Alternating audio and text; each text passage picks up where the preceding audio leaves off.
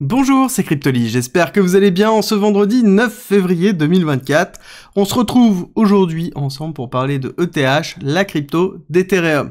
Alors comme d'habitude, on va disséquer cette vidéo en deux parties. Partie fondamentale, on va revenir sur Ethereum, sur son actualité, parce qu'il y a une grosse mise à jour qui arrive, qui va changer beaucoup de choses dans l'écosystème Ethereum. Et ensuite, on ira sur la partie technique pour se projeter court, moyen, long terme sur des prix d'achat, des prix de vente, et comprendre notamment toute la notion déflationniste qu'il y a sur Ethereum et l'impact que ça a sur le long terme, notamment dans la prévision du bull run. On va commencer par présenter Ethereum, mais si vous êtes dans la crypto déjà, ne serait-ce que depuis 2-3 jours, vous savez ce qu'est Ethereum. Donc je vais aller très vite. Ethereum, c'est une blockchain de niveau 1, c'est la deuxième plus grosse blockchain qui existe, c'est elle qui a inventé la notion de programmabilité. Sans elle, il n'y aurait pas de NFT, il n'y aurait pas vraiment de smart contracts tels qu'on les connaît actuellement. C'est eux qui ont inventé beaucoup de standards de l'industrie, et ils ont inventé notamment le Solidity, qui est le langage utilisé pour la conception des smart contracts. Smart contract étant un contrat intelligent qui a pour but d'être décentralisé et qui va automatiser des actions. Par exemple, le fait de déterminer si une action va être effectuée en fonction de certaines conditions, et ça de façon totalement native et intégrée dans la blockchain de façon à ce que ce soit décentralisé, sans qu'il y ait d'action qui soit effectuée, et c'est la grosse force. À côté de ces smart contracts, ils ont inventé du coup une évolution des smart contracts comme les NFT, comme les Soulbound tokens, qui sont du coup des bouts de code qui permettent d'avoir une instantiation de quelque chose. Il faut comprendre que à l'origine, la crypto est fongible. Ça veut dire quoi? Ça veut dire qu'elle peut être remplacée. Un Ether est égal à un autre Ether. C'est la même chose. Et à côté, ils ont inventé du coup un smart contract qui s'appelle les NFT, Non-Fungible Tokens, qui sont justement l'inverse. Ce sont des tokens qui sont unique et dans lequel on peut les tracer, et un token est différent à l'autre. Donc c'est totalement différent, et ils sont allés vraiment dans cette notion de création pure des principaux standards de l'industrie. Donc on doit beaucoup de choses à Ethereum, et on doit encore beaucoup de choses à Ethereum parce qu'il continue à évoluer. Alors Ethereum, c'est aussi deux choses. C'est la notion d'ultra-sound money. Il faut comprendre qu'il y a eu quelque chose qui s'est passé de très important qui s'appelle The Merge. The Merge, on est passé du Proof of Work, dans lequel on avait un mécanisme de validation et un consensus qui était basé sur la preuve de travail, à justement le Proof of Stake, et ça a été effectué en septembre, qui a été très important en 2022, dans lequel on a eu un impact et un changement dramatique au niveau de la conception de la tokenomics de Ethereum. Il faut comprendre l'impact que ça a. C'est que on est passé sur une monnaie qui est déflationniste à une monnaie qui était hyper inflationniste à une monnaie qui est déflationniste. Par exemple, depuis The Merge, donc depuis 500 jours, on a burné 340 000 Ethers. Là-dessus, vous allez me dire, ouais, mais ça n'est pas grand-chose. Je suis d'accord avec vous. Mais si on était resté en Proof of Work, on aurait généré 5 300 000 Ethers. Donc ça veut dire qu'on a empêché la génération de 5 300 000 Ethers, et en plus de ça, on a burné 349 000 Ethers. Donc on se retrouve sur un actif qui est déflationniste, dans lequel on va avoir une concentration de la valeur. Et c'est la force de The Merge, c'est qu'à travers ça, plus le token va être utilisé, plus la blockchain va être utilisée, plus à côté on va avoir un protocole qui va être déflationniste. Et c'est ce qui nous permet aussi d'avoir une concentration vraiment de la monnaie. À côté, on a vraiment aussi une prise de conscience de l'importance de la blockchain et d'Ethereum dans la blockchain, où on voit qu'on a 25%, je vais le retrouver parce qu'ils ont changé le tableau il y a pas longtemps, 25% des Ethers qui sont lockés, qui sont stackés, qui servent à la validation d'Ethereum. Et quand on regarde on-chain, donc c'est-à-dire qu'on fait de l'analyse purement sur les statistiques qui sont accessibles à tout le monde, on voit que la majorité des prix des personnes qui sont bloquées est entre 1500 et 2000 $, et pour être un petit peu plus précis, elle est plus vraiment dans les 2000 $. Donc c'est-à-dire qu'en moyenne, les personnes qui ont loqué leurs Ethers, qui sont bloqués, qui récupèrent 3, 3,5, 4% annuels, ont environ une moyenne d'achat de 2000 $ au niveau des Ethers. Donc ça vous donne en fait plein d'informations pour comprendre comment ça fonctionne, et c'est la grosse force aussi d'Ethereum, c'est que tout est transparent, il y a une très grosse communauté qui permet de pouvoir construire ces outils-là, et qui nous permet d'avoir une visibilité. Ethereum, c'est aussi une actualité très forte, c'est-à-dire qu'on continue dans les mises à jour, et notamment on a une mise à jour qui est très importante, qui permet d'aller modifier la notion de blob. Alors ça vous parle peut-être pas, mais il faut comprendre qu'Ethereum, ça coûte très cher.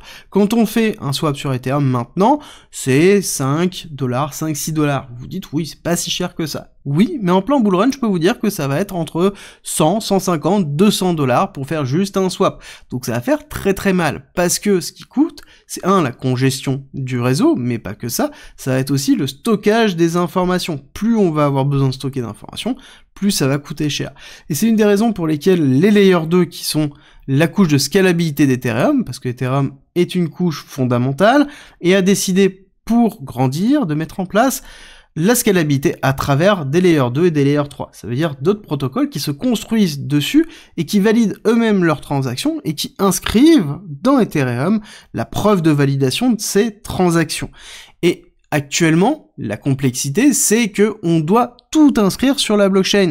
Et donc forcément, ça coûte très cher à ces Layer 2 pour le faire, vraiment très cher, et c'est pour ça que les Layer 2 comme Optimism, Arbitrum, ou tout autre ZK qui peut tourner, ou Optimism qui pourrait tourner, on se retrouve avec des frais de transaction entre 0,90 centimes, 1 $, 1,5 $, voire même des fois 2 $, ce qui est trop cher pour la notion de scalabilité, parce que nous ne sommes pas encore en bull run, donc nous n'avons pas encore une saturation, et la mise en place des blobs va permettre de faire descendre drastiquement les frais de transaction à quelques centimes, et c'est ce que l'on souhaite au niveau d'Ethereum, et c'est l'évolution d'Ethereum souhaitée par Vitalik Buterin, et qui est très important pour la suite. Ethereum doit être la couche de sécurité, doit être la couche de standard, et à côté on doit avoir un écosystème qui se construit autour, avec de la scalabilité, avec des use cases, et c'est vraiment le basique pour pouvoir avoir de la mass adoption.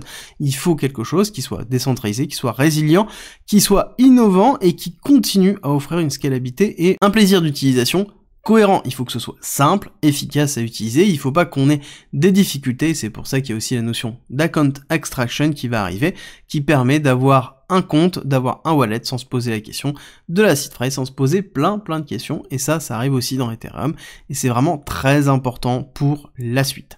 Au niveau de la partie technique, Ethereum, c'est vraiment quelque chose qui performe aussi par rapport à Bitcoin, on ira le voir tout à l'heure, mais on a donc une schématique Heliotis qui s'est terminée en vague 1, 2, 3, 4, 5, retracement ABC classique, donc on pourrait même considérer qu'on est dans une grande 2 Heliotis, dans lequel on a fini notre ABC, on pourrait être dans une grande 1, grande 2 aussi, ou grande 1, grande 2, ça va être à déterminer, je vais vous expliquer tout ça. Donc là, nous sommes aussi dans un BC ARST SO, donc actuellement, SO, pour le sign of witness, c'est la partie d'accumulation de Wyckoff, donc on est dans la partie basse d'une distribution générale qui peut se transformer en réaccumulation, on le verra un petit peu plus tard dans des prochaines vidéos, mais on est ici dans une accumulation Wyckoff, où on a fait le plus bas qui a été marqué avec Celsius. Depuis, nous n'avons pas fait de plus bas et on est dans une structuration qui est bullish. Actuellement, si on regarde, nous avons fait des plus hauts de plus en plus hauts. Quoi qu'il arrive, on continue à tracer à la hausse les plus bas, pareil, on les structure. Donc là, actuellement, on a marqué un high ici dans les 2730, donc qui a été le high qui a été posé notamment avec la validation potentielle des ETF et cet arc narratif qui a été très fort. Et là, actuellement, on est plutôt dans une phase de léthargie avec une consolidation au-dessus des 2100 $, qui est un niveau très très important pour Ethereum.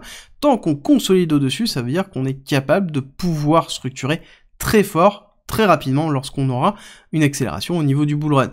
À savoir qu'on sait que Ethereum est donc la seconde monnaie, oui, mais il y a la notion de flippening qui pourrait arriver. La notion de flippening, c'est la représentation du moment où la market cap d'Ethereum dépassera celle de BTC.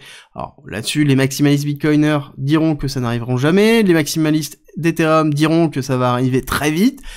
L'important est que on a une représentation de la performance entre Ethereum et BTC et que on a noté quelque chose qui est important, c'est que dans les cycles, systématiquement, on va avoir un transfert de liquidité qui fait de la façon suivante.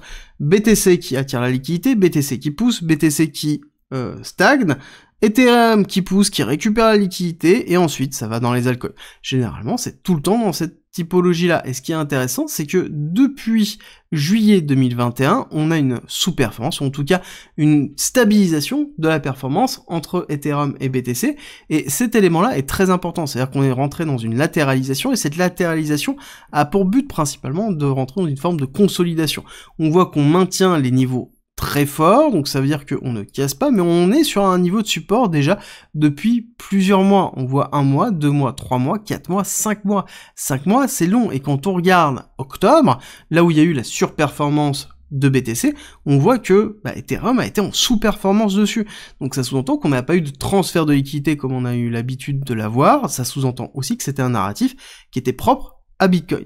Et donc, là-dessus, la question qu'il va falloir se poser, c'est que va-t-il se passer si jamais on a un narratif qui va être autour de Bitcoin et de la construction, par exemple, d'une finance décentralisée autour de Bitcoin, comme on commence à le voir avec la construction d'EVM compatibles sur Bitcoin, etc., etc.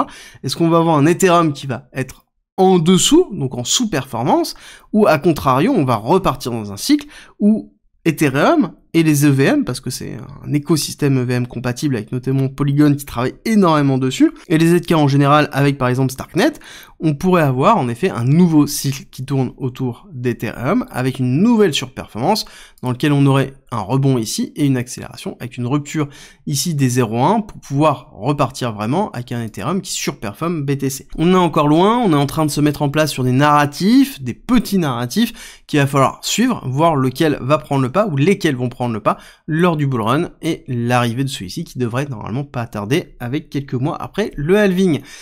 Au niveau des targets, qu'est-ce qu'on peut se fixer au niveau d'Ethereum? Pour moi déjà, il n'y a pas forcément de target final. Au niveau du bullrun en lui-même, on peut aller chercher des targets techniques purs avec une vague 1, vague 2 et donc une vague 3 avec 2 targets qui sont classiques avec le 1,618 à 8687 $ et le 2,618 qui est à 13 500 $. Donc des très très grosses targets pour une évolution très forte au niveau d'Ethereum.